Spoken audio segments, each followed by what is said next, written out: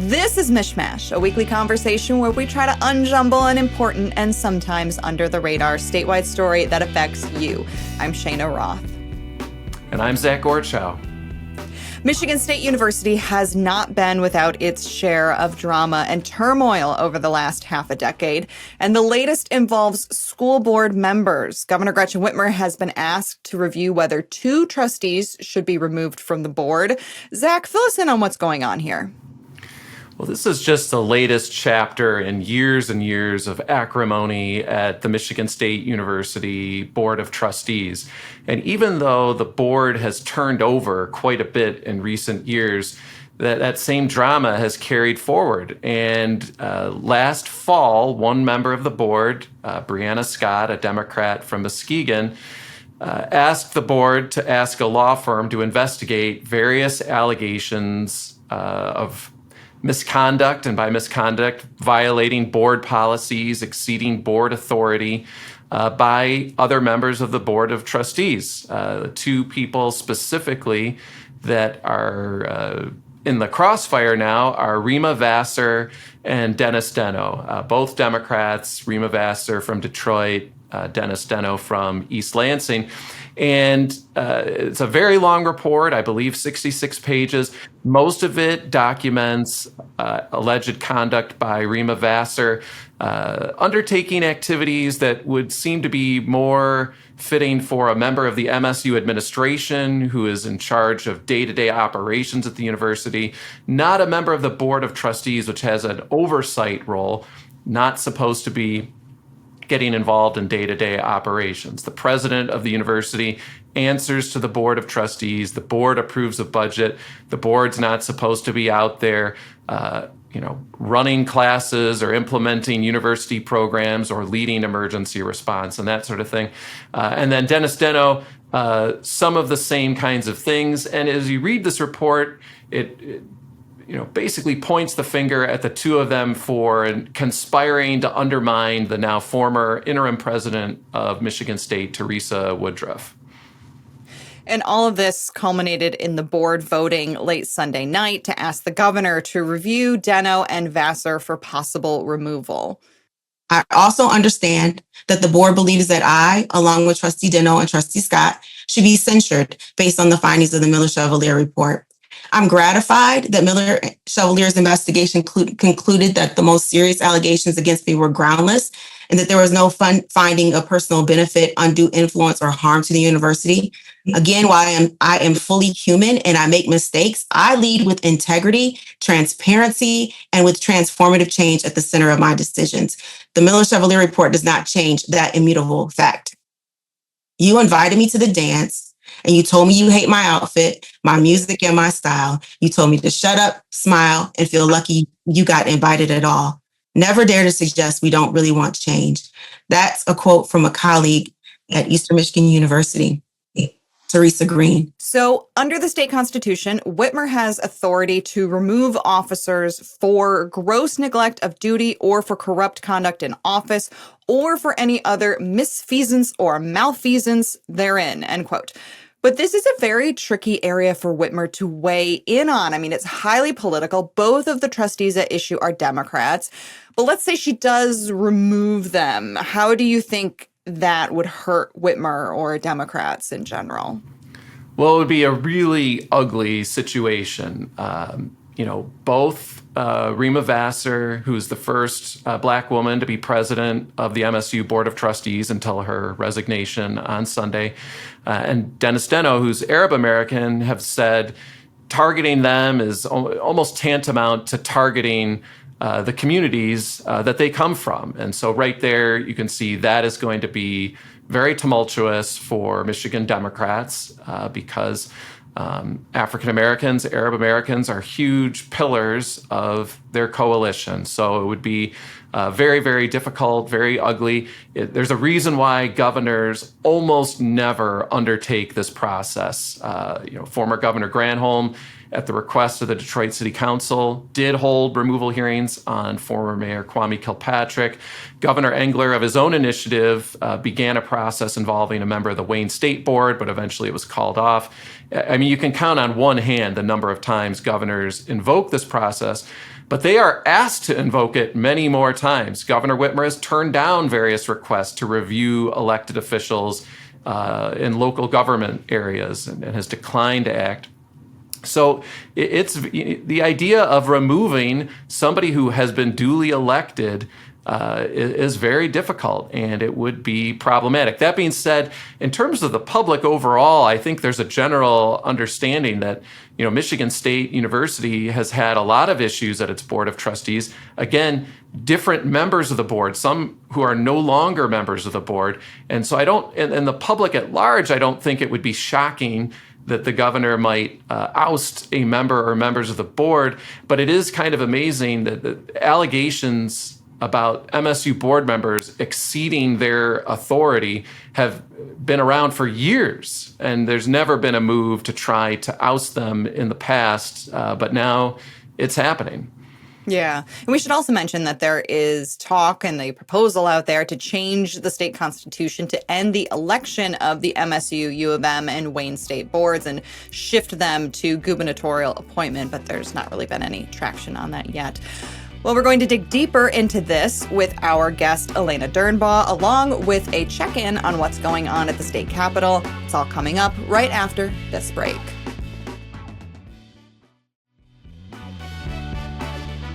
Welcome back to MichMash. I'm Cheyna Roth. And I'm Zach Gorchow. And we are joined now by Gongwer's own Elena Durnbaugh. Elena, welcome to MichMash. Thank you very much. So we've talked about some of the background going on at MSU, but Elena, you covered the rather unusual 10 p.m. meeting on Sunday where the board voted to censure two of its own members. What was that like? I mean, you have essentially coworkers going face to face with each other. Right. A very surprising time for a public meeting. And, everyone I would say everyone got on at 10 p.m., but it was not 10 p.m. The coworkers gathered at closer to 10:30 when everything was up and ready to go. And I would say over Zoom, it's harder to tell, but it seemed very tense.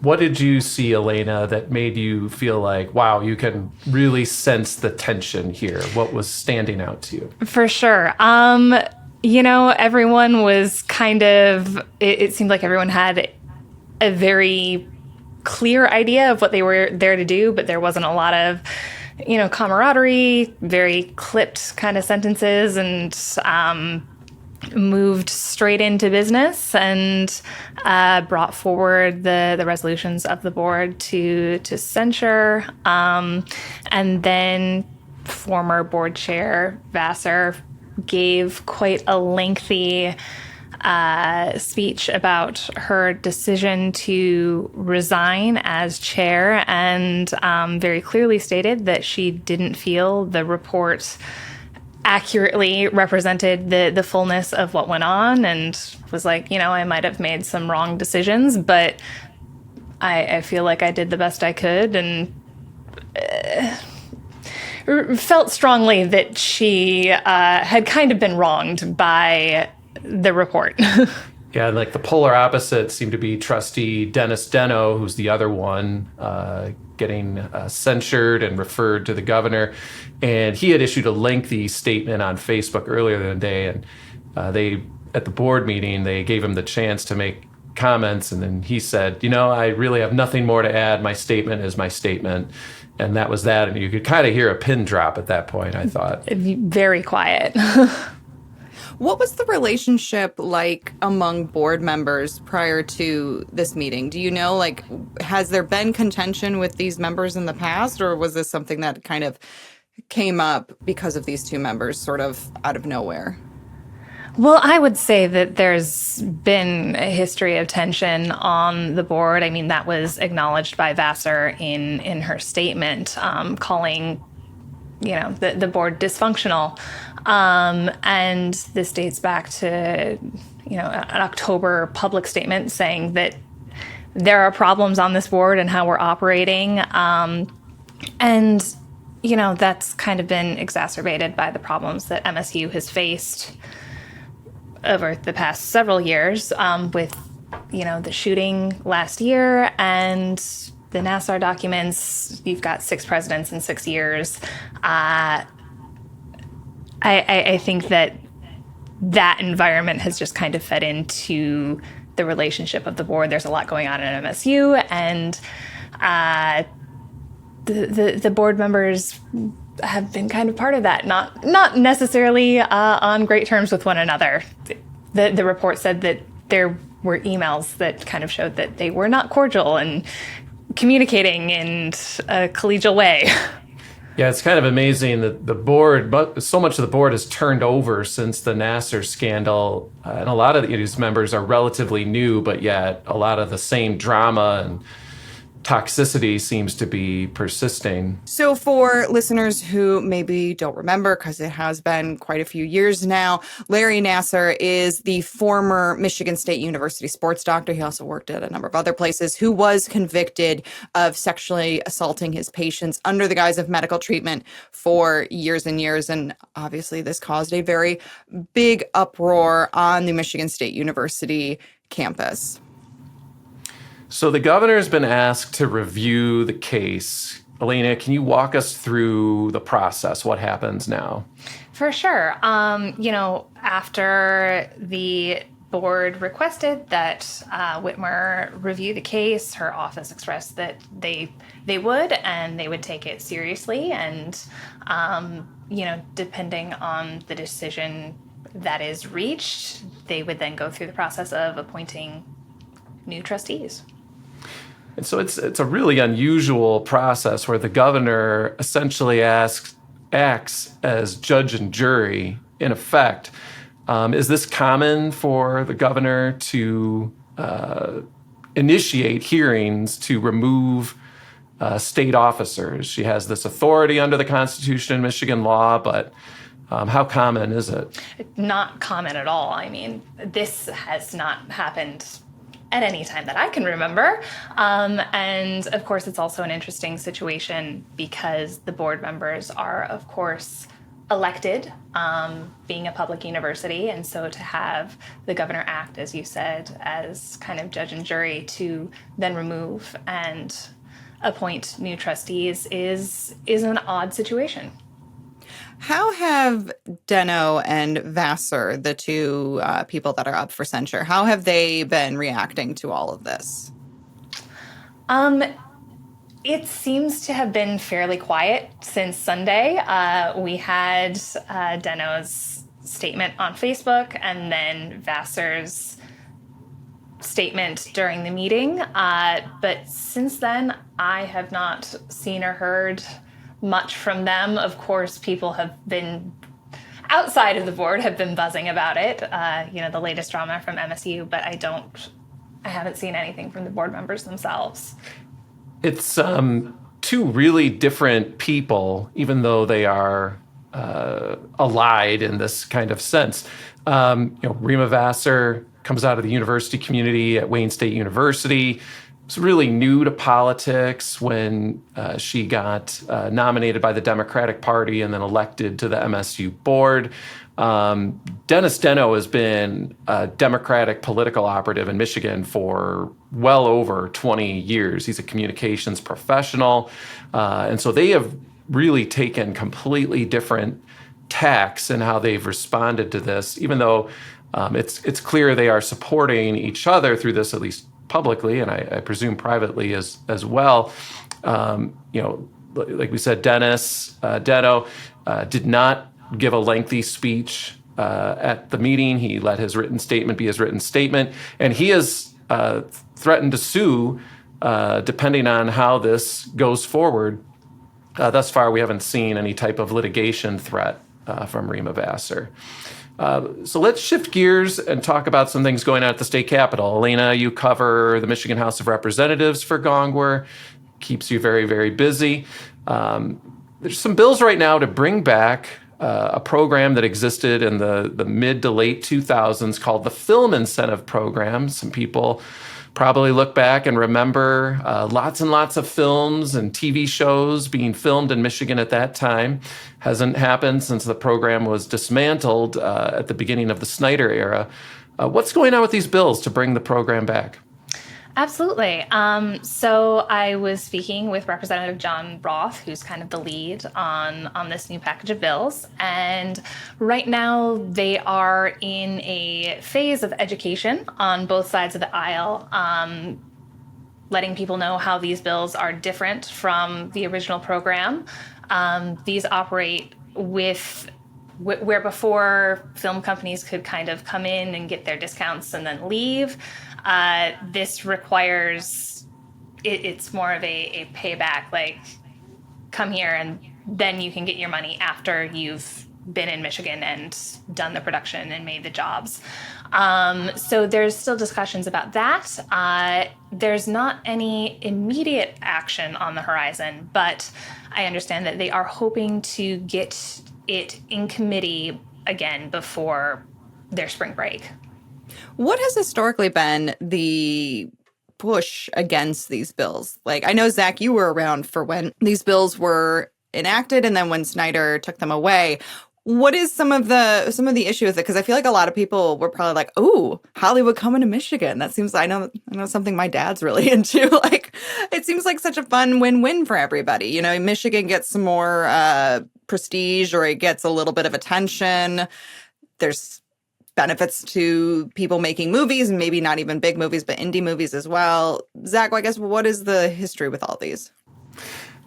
It goes to the idea of state government and tax dollars going to Hollywood. Essentially, it's as simple as that. That there's not enough bang for the buck. That the state is handing out taxpayer money to these film studios who set up shop to do a 4, 6, 2-week production or whatnot. And how does that really benefit Michigan other than that, celebrities come in here and at some point, people in Michigan might be excited because we are from Michigan. We get excited when we see our places on the big screen, that it generates some feel-good vibe. And so there's a feeling among the critics of this that this is a poor use of tax dollars. The supporters of this at the time when it first started and now say this is a way to build a new industry in Michigan, that young people who might otherwise leave the state to work in the film and TV and video industry elsewhere could do it right here, and we can have studios and so forth. And that's what the whole debate has centered on for a long time. Elena, does it look like these are going to get any movement? Is there a lot of appetite for figuring this out? From what I hear, there is bipartisan support right now, and people generally seem to be excited about it. It's more of a fun bill to talk about, and there does seem to be an appetite to avoid the pitfalls of the previous program, which is something that they're working on and working out and having discussions about right now. But there is support on both sides of the aisle, although both sides of the aisle still have questions. Republicans are asking, what's the goal? What's the point of this? And Democrats seem to be concerned about, the intent of this package is to set up more of an industry. And so Democrats have concerns about making sure that industry is one with,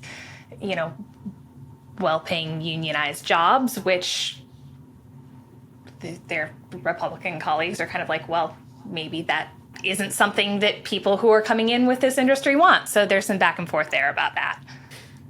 Elena, one of the other big topics at the Capitol right now is a bipartisan school safety package that was the product of an effort after the Oxford high school shooting in 2021. These are bills that would require schools to upgrade emergency plans, have school employees complete safety and security training, set lockdown procedures, install emergency radio systems, lots more. What's happening with those bills currently? Yeah, those bills are kind of in the center of a partisan fight for control in the House right now. As you mentioned, this is a bill that has, or a bill package that has really been worked on in a bipartisan fashion with Rep. Kelly Breen leading on the Democratic side and Rep. Luke Meerman leading the Republican effort here. And about a month ago, Minority Leader Matt Hall made a push to discharge these bills from committee and take them to a vote on the floor, which Breen felt strongly they weren't ready for. Of course, that motion didn't succeed. And so since then, there's been a real clamor from the Republican side of the House to get these bills moving. But Breen and then Matt Kolazar, who is the chair of the Education Committee, have said that, they're coming, but they're not ready yet. And Meerman has been backing Breen in that, saying that, they've worked on these all the way through and he would like to continue with that, although he would like to see committee hearings. And so would Breen and Kolazar. They're looking forward to the committee process. But my understanding is that they are still trying to get some feedback from stakeholders and school districts, because there is an emphasis on getting these bills right, because they are about school safety. One of the delays was waiting on the Oxford report, which came out last fall. And a lot of the bills in the package have evolved since that report came out, because a lot of the findings from the Oxford report showed that some of the things that were in this legislation Oxford had, and it didn't work. So there has been some evolution there that has been unfolding, and they're going to come to committee soon. One of the things that struck me in the story you wrote about that recently was a lot of really heartfelt comments from legislators in both parties that are working on this issue or frustrated by this issue. It didn't strike me as the typical kind of really, talking point, politics-y kind of comments. It seemed like people were venting more personal frustration about where this is at. What did you make of that? What do you think that says? Absolutely. We had Rep. Jamie Green, who sits on the Education Committee, attempt to get a hearing going on these bills, and attempting to work around Kolazar to call a hearing. And I asked her about that and, what she was hoping to do. And she expressed her frustration with waiting to get these bills in front of the committee, in front of the legislative body, because in her district, she represents some of the people who are connected to Oxford, some teachers, and, feels strongly the frustration that there hasn't been any action yet, and she wants to help on this front. So it seems from all sides, Green, Meerman, Kolazar, Breen, everybody wants to do the right thing and wants to see action on this. But because of the position in the House right now, where it's 54-54, everyone feels very stuck. And, these are bills that deal with important topics. And while everyone is eager to get them moving, they want to do them right. And they're kind of in partisan crossfire right now. Elena Durnbaugh, reporter for Gongwer, thank you so much for joining us here on MichMash. Thank you very much for having me.